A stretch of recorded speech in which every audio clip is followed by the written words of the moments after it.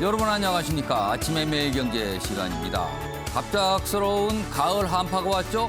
패딩 하나만 급히 챙겨 입은 분들이 꽤 많으셨을 것 같은데요. 이제는요, 옷차림에서부터 제대로 겨울 준비를 해야 할 때가 온 듯합니다. 꼼꼼히 챙기셔야겠습니다. 자, 그럼 먼저 일면 기사부터 바로 전해드리겠습니다. 먼저 매일경제입니다. 자, 큼지막한 사진과 함께 제목이 크게 달려 있어요. 우리 힘으로 우주 강국 첫 발을 뗐다. 어제 발사가 됐죠.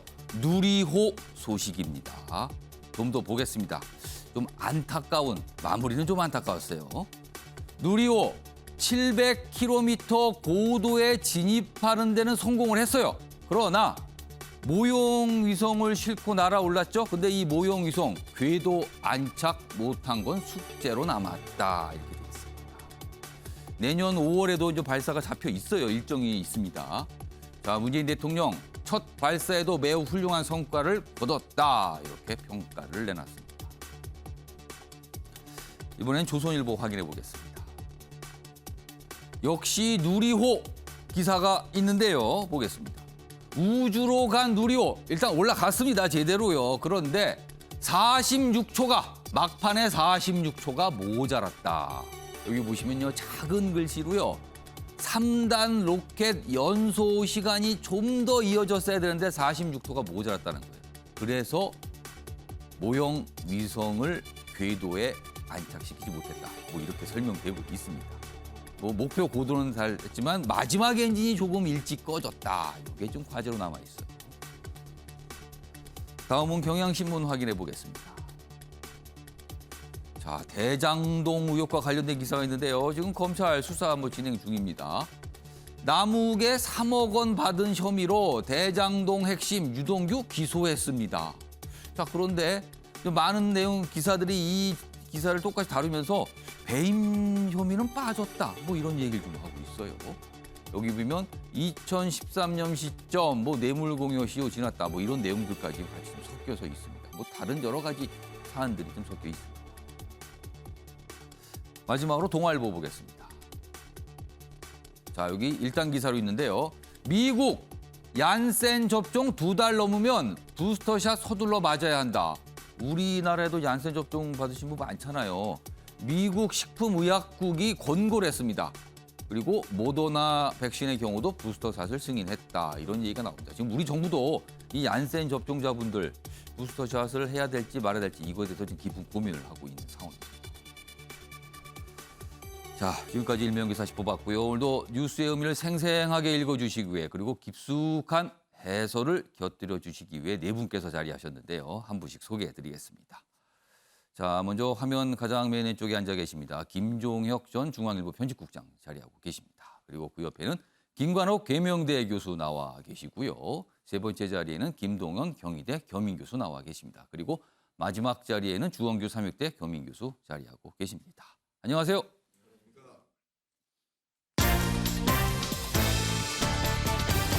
오늘 다룰 주요 이슈들 네 가지 키워드로 정리했습니다. 아침을 여는 키워드. 이 네 가지 키워드 한눈에 보시면요. 오늘 다룰 주요 내용 그리고 어제 있었던 주요 시사들 한눈에 파악하실 수 있습니다. 하나씩 소개해드리겠습니다. 먼저 첫 번째 키워드입니다. 딱 한 걸음 부족했다. 딱 한 걸음. 누리호 얘기입니다. 거의 다 갔습니다. 그러나 마지막에 모형 위성을 안착시키는 데는 좀 부족한 겁니다. 그래서 딱 한 걸음 부족했다는 얘기가 나옵니다. 자, 두 번째 키워드는 도발이 아니면 하고 물음표가 찍혀 있죠.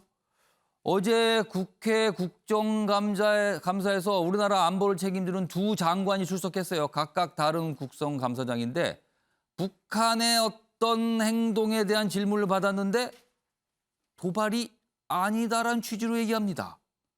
준비돼 있습니다. 세 번째 키워드는 언제 만나나. 한 분은 굉장히 만나고 싶어하는 것 같아요. 근데 다른 한 분은 막상 그다지 내켜야 하는 건가? 이런 생각을 하게 합니다. 여당 내의 상황을 말하고 있습니다. 마지막 키워드는 뒷북 사과입니다. 제1야당의 유력한 대선 주자죠. 이른바 전두환 발언. 이것 때문에 논란이 많았는데요. 뭐 송구하다는 입장을 내긴 냈는데요. 우여곡절이 좀 있었습니다. 오늘 준비되어 있습니다. 어떻게 봐야 될지요.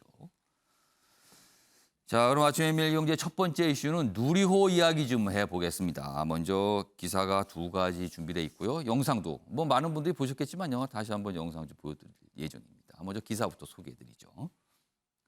아쉽다 46초 성공 문턱에서 멈춘 우주 독립이다. 여기 보면요. 누리호 우주로 잘 올라갔어요. 700km까지 올라가서 뭐 1단계, 3단계까지 잘 갔습니다. 분리를 해서. 근데 위성 모사체 안착에 실패했다. 그래서 조금 아쉽다. 이런 얘기가 좀 실려 있어요. 다음 기사 보겠습니다. 다음 기사는 그럼에도 불구하고 대단한 성과가 있는 것이다. 이렇게 보고 있습니다.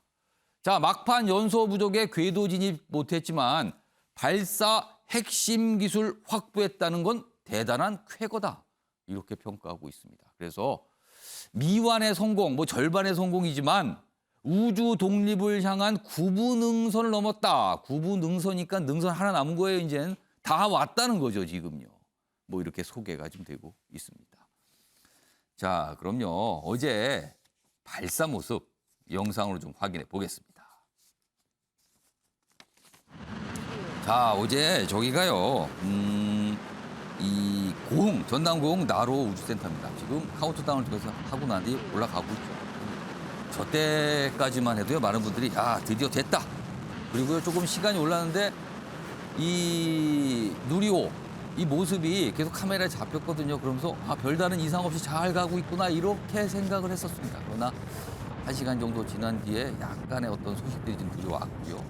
그리고 올라가긴 잘 올라갔지만 막판에 마지막에 궤도 안착에는 불발, 실패했다. 뭐 이런 발표가 좀 있었습니다. 자, 그럼요. 지금부터 전문가를 연결해서 자세한 내용 알아보도록 하겠습니다.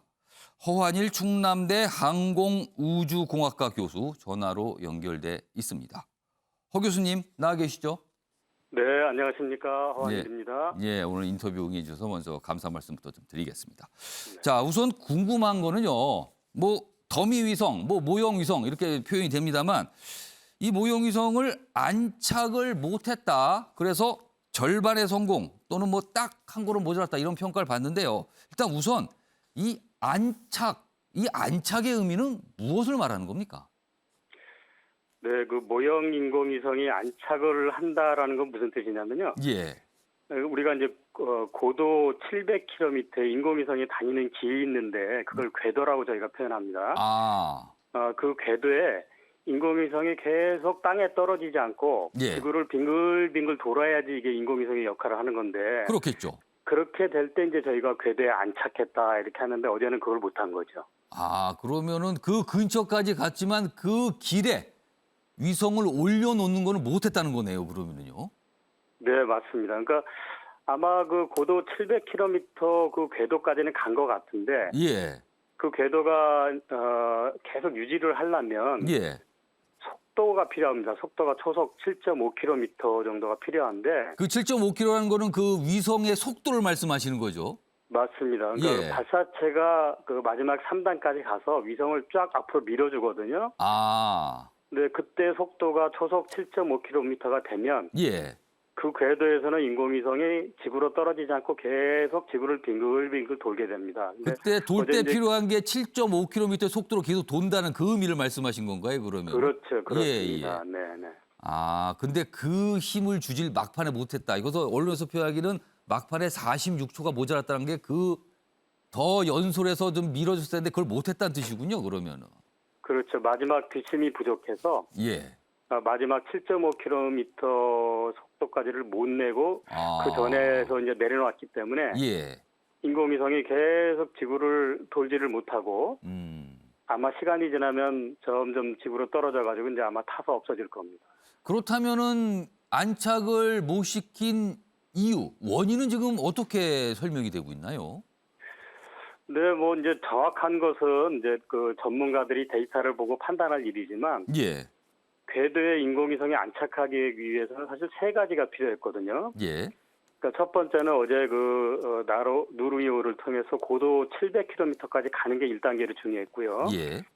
두 번째는 그 고도에서 초속 7.5km 속도를 내는 게 두 번째고요. 세 번째는 그 인공위성을 뭐 수직으로 밀어내면 안 되고 지구하고 평행한 방향으로 이렇게 밀어야지 지구를 계속 돌 거 아닙니까?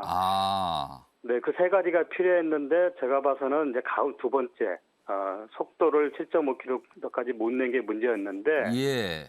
그 원인으로 지금 나온 게 일단 2단까지는 정상적으로 엔진이 잘 작동하고 잘 올라갔는데 예.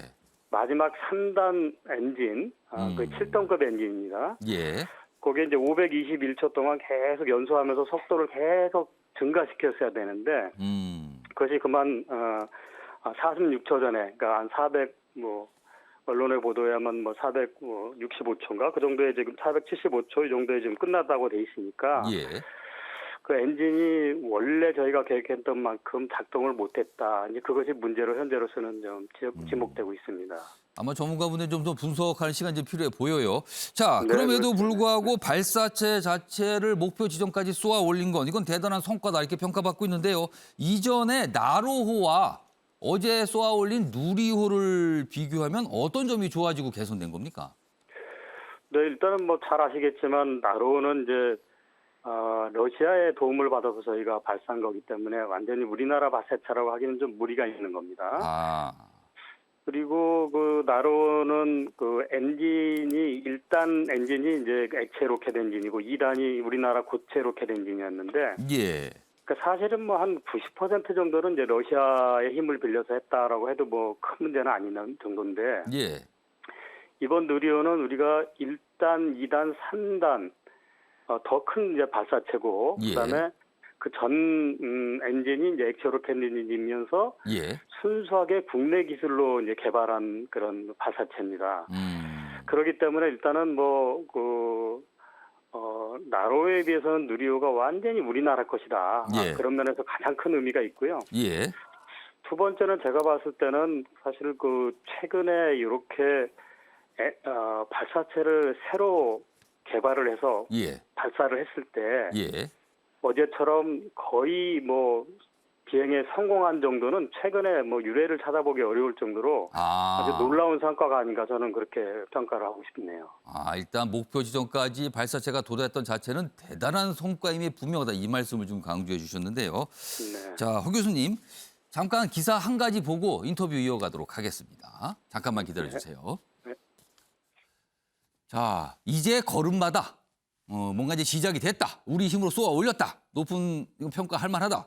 자, 그런데 고체 연료 엔진 그리고 발사체를 재활용하는 거 이거는 아직까지 먼 길이 남았다. 그러니까 다른 나라를 보니까 고체 연료, 액체 연료, 고체 연료인데 고체 연료가 조금 더 뭔가요? 기술적으로 좀 더 앞서간다 이런 평가를 받나 봅니다. 그리고 지금 외국에서는요. 민간 기업들이 발사체 재활용해서 쏘아올린 경우가 좀 나타나고 있죠. 이런 거 기술까지 가려면 조금 더 시간이 필요하다. 이렇게 돼 있습니다. 지금 발사체 시장이요. 2030년이면 57조 원 규모인데 미국, 유럽 기업들이 독점하고 있다는 거죠. 우리도 여기에 좀 뛰어들어야 된다. 이 기사는 좀 이런 분위기로 싣고 있습니다. 자, 허한열 교수님. 네. 예, 기사 하나 소개드렸는데요. 우리가 갖고 있는 이 우주 기술, 선진국들의 기술과 비교하면 우리는 지금 어느 정도 수준에 와 있다고 보세요? 네, 전문가들 평가에 가면 우리나라 우주 발사체는 예. 선진국에 비해서 한 18년 정도 뒤져 있다라고 평가를 하고 있었는데 이제 사실은 이제 전문가마다 다 견해가 다를 수가 있습니다. 예. 근데 사실 우주 발사체야 1957년부터 러시아에서 발사에 성공을 했는데 예. 그때 당시에 우주 발사체와 어제 우리가 했던 그 누리호 발사체하고는 많이 차이가 있기 때문에 예. 50년, 60년까지는 차이 안 난 거는 확실하지만 예. 아직도 한 10년에서 20년은 적기 우리가 이제 좀 뒤져 있다라고 볼 수 있는 거고요. 예. 근데 아까 기사에서 나왔던 이제 고체 로켓에 대해서 잠깐 말씀을 하셨는데 고체 연료 엔진 얘기가 좀 실려 있었습니다. 예. 네네. 설명해 주시죠. 그러니까 네네. 나로 발사할 때는 2013년 때는 그때 이제 우리가 그 나로의 2단을 고체 로켓으로 만들어서 이제 발사를 했는데 예. 그 이후에 이제 그 제가 미국 사람들을 대상으로 이렇게 회의를 하는데 질문이 있었어요. 예. 왜 한국에서는 일본과 같이 고체 로켓을 적극 활용하지 않느냐? 고체와 액체를 이제 섞어서 하면은 훨씬 이제 여러 가지 좋은 조합을 할 수 있는데 왜 못하느냐 그래서 예. 제가 미국 때문에 못한다 그랬습니다. 오. 그러니까 그 한미 미사일 지침 아시죠? 예. 네. 예. 지난 5월달에 그 해제가 된 한미 미사일 지침에 의하면 우리가 큰 대형 고체 로켓 모터를 사용할 수 없게 돼 있었어요. 그 당시만 해도. 아. 근데 이제는 한미 미사일 지침이 이제 완전히 해제가 되고 우리가 이제 우주에서도 주권을 완전히 회복한 셈이기 때문에 예. 이제부터는 우리가 원하면 뭐 고체 발사체도 만들 수 있는 것이고 또는 지금같이 누리호에다가 누리호는 이제 순수하게 액체 로켓인데 예. 거기에 고체 추진제를 옆에 이렇게 좀 매달면 훨씬 큰 힘을 낼 수 있거든요. 예. 그러면 우리가 뭐 달을 간다든가 화성을 간다는 것도 할 수 있는 게 되기 때문에 이제부터는 우리도 정말 일치월장하고 또 여러 가지 제한이 없는 조건에서 우주 발사체를 아주 이제 선진국에 못지않게 개발할 어떤 기회가 됐다. 뭐 저는 이렇게 평가하고 싶습니다. 하려면 할 수 있는 상황이었다. 그동안 이렇게 규제처럼 이런 게 있어서 못했을 뿐이다. 이런 말씀이신데요. 자, 앞으로 이 누리호 내년에 뭐 잡혀 있다는 얘기 계속 나오는데요. 앞으로 발사 일정은 어떻고요? 보완할 점은 어떤 게 있다고 좀 보십니까? 네, 일단은 뭐 내년 5월이 사실은 이제 진짜 발사라고 할 수 있겠죠. 무슨 의미냐면 이번에는 이제 그 인공위성을 싣고 간 게 아니고 인공위성의 모형을 싣고 가라는데 예. 내년 5월에는 인공위성 200kg짜리가 하나 들어가고요. 나머지 1,300kg짜리는 이번처럼 이제 그 더미위성을 싣게 됩니다. 예. 그 이유는 이제 뭐 1.5톤짜리 1,500kg짜리 위성을 만들면 너무 이제 비싸거나 또 귀중한 자산이기 때문에 혹시 실패할 경우에 이제 우리가 받는 손실이 너무 크기 때문에 이제 한 걸음씩 하는 거고요. 예. 그때는 아마 이제 발사에 성공하리라고 저는 지금 이제 기대를 상당히 하고 있는데 예.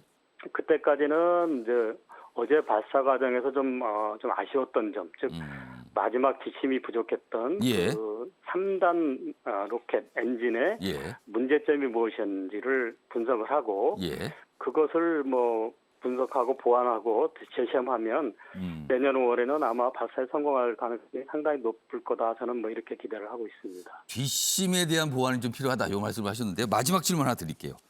네. 사실 많은 분들이 궁금해하시기도 하고 생각도 하시는 것 같아요. 우주 발사체와 탄도미사일 기술이 사실상 같은 거 아닌가? 각도만 다른 거 아닌가? 그럼 우리도 사실 간접적으로 장거리 탄도미사일 발사 기술을 확보한 거 아니냐? 이런 얘기가 나오는데 이건 맞는 얘기입니까? 이런 거에 대해서 제가 좀 인터뷰를 많이 봤습니다. 어제도 사실은 제가 뭐 국내 신문 방송하고 한 10개 이상의 인터뷰를 진행했는데 특별히 이번에는 그 뭐 영국이라든가 일본의 뭐 저기 니온 게이다이 신문까지도 저한테 전화를 줬어요. 그만큼 외국에서는 이제 관심이 많은데 제가 판단하기에는 이제 두 가지입니다. 하나는 정말 우리 누리호의 그 성능이 어느 정도인가 이게 궁금한 거고요. 두 번째는 요새 그 한반도를 중심으로 이제 어떤 군사적인 어떤 기술 경쟁이 있기 때문에 이게 탄도탄하고 좀 연결이 되지 않을까 이런 우려가 있는 것 같습니다. 그러니까 이른바 ICBM, 대륙간 탄도미사일 그런 용어가 등장을 해요. 설명을 하면서요, 지금요. 네, 저는 뭐 사실은 이제 그 ICBM에 대한 질문도 받았을 때 제가 좀 조심스러운 부분이 있습니다. 뭐냐면 기술적으로 발사체하고 ICBM이 상당히 좀 겸용인 기술이 분명히 있습니다. 그런데 이제 그 마지막에 그 발사체하고 ICBM이 가장 큰 차이는 ICBM은 우주 밖으로 나갔다가 지구 밖으로 나갔다 우주에서 다시 지구로 들어와야 되는 거거든요. 들어와야 된다. 그게 다시 굉장히 한번. 어렵습니다. 근데 우리는 이제 아직 그런 거는 전혀 시도를 안 하고 그 대신 이제 엔진으로 봤을 때는 뭐 ICBM을도 발사할 수 있는 그런 수준의 이제 엔진을 가지고 있다 이렇게 평가할 수 있고요. 다만 이제 제가 말씀드리고 싶은 거는 우리 대한민국은 우주를 평화적으로 이용하고 있다는 것. 그렇기 때문에 우리가 그 미사일 기술 통제 체제라고 MTCR에 가입돼 있기 때문에 대외적으로도 그렇고 저희 내부적으로도 그렇고 우리는 이 우주 발사체는 순수하게 과학기술 또는 민간 활용에 목적으로 하고 있다라고 저는 뭐 일단은 분명히 말씀드리고 싶습니다. 예, 뭐 조심스럽게 말씀이시는데 뭐 재진입 기술 뭐 이런 것도 좀 필요하다 이런 말씀을 좀 추가해 주셨습니다. 만일에 한다면 기술적으로 예. 재진입 기술이 뭐 있으면 뭐 가능하겠죠. 알겠습니다. 자, 지금까지 허한일 충남대 항공우주공학과 교수였습니다. 감사합니다. 네, 감사합니다. 네. 마지막에 제가 굉장히 좀 민감한, 어떻게 보면 굉장히 민감할 수도 있어요, 이게. 그런데 아무튼 뭐 재진입 기술이라는 데는 추가 기술이 필요하고 우리나라는 어디까지나 평화적으로 저런 기술을 활용한다. 이런 부분을 좀 강조해 주셨습니다.